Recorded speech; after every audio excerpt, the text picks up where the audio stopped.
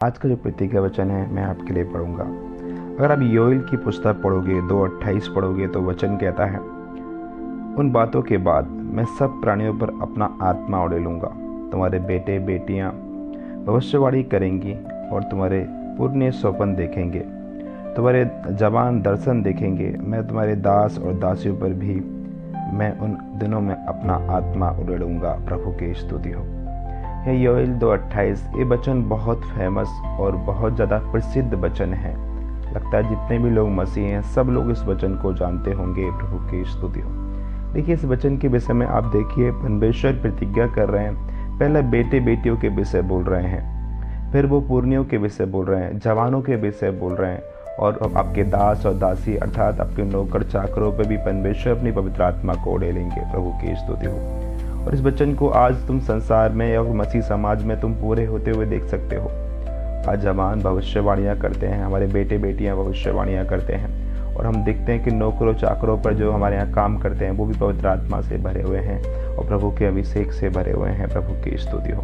तो यहाँ ये देख सकते हैं कि परमेश्वर जो है वो सबके द्वारा बात करना चाहते हैं, वो सबके द्वारा भविष्यवाणियाँ कराना चाहते हैं, वो सबके द्वारा अपने प्रकाशन को लोगों को बताना चाहते हैं। चाहे वो दास हो, चाहे वो बेटी हो, चाहे वो पुरनीय हो, चाहे वो जवान हो। प्रभु की स्तुति हो।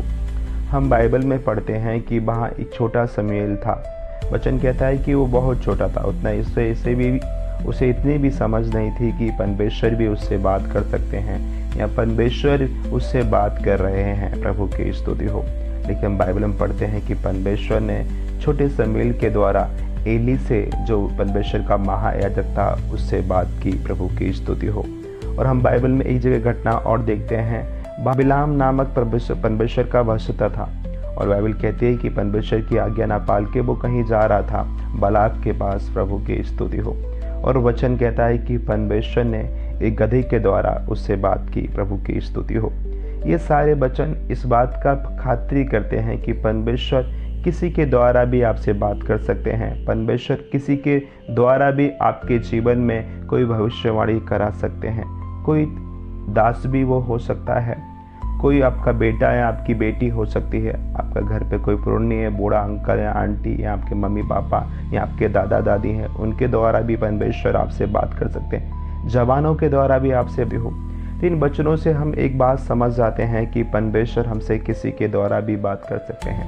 क्योंकि बहुत बार ऐसा होता है कि परमेश्वर किसी के थ्रू हमें कोई वचन देते हैं या कोई बात हमें बताते हैं, तो हम अपने दिल में बोलते हैं कि इस व्यक्ति से क्यों परमेश्वर, इस व्यक्ति के द्वारा परमेश्वर मुझसे क्यों बात करेंगे। ये व्यक्ति तो नौकर है, ये व्यक्ति तो अभी अभी मसीह में आया है, ये व्यक्ति तो बुढ़ा है, और ये व्यक्ति तो लगता भी नहीं कि प्रभु से मुझसे बात कर सकेंगे।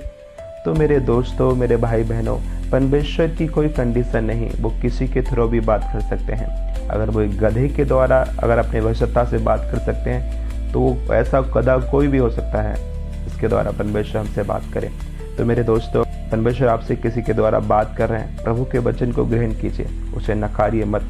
कि बहुत बार ऐसा होता है कि हम अपने अभिमान में, अपने अहंकार में चूर होते हैं और हम किसी को गिनते नहीं हैं। तो परमेश्वर सबसे छोटे से छोटे व्यक्ति से आपसे बात करते हैं। इसे आपको जता दें कि परमेश्वर किसी को भी अपनी महिमा में इस्तेमाल कर सकते हैं। वो आप ही नहीं है। दोस्तों, आज के लिए इतना ही। प्रभु यीशु आपको प्रेम करते हैं। God bless.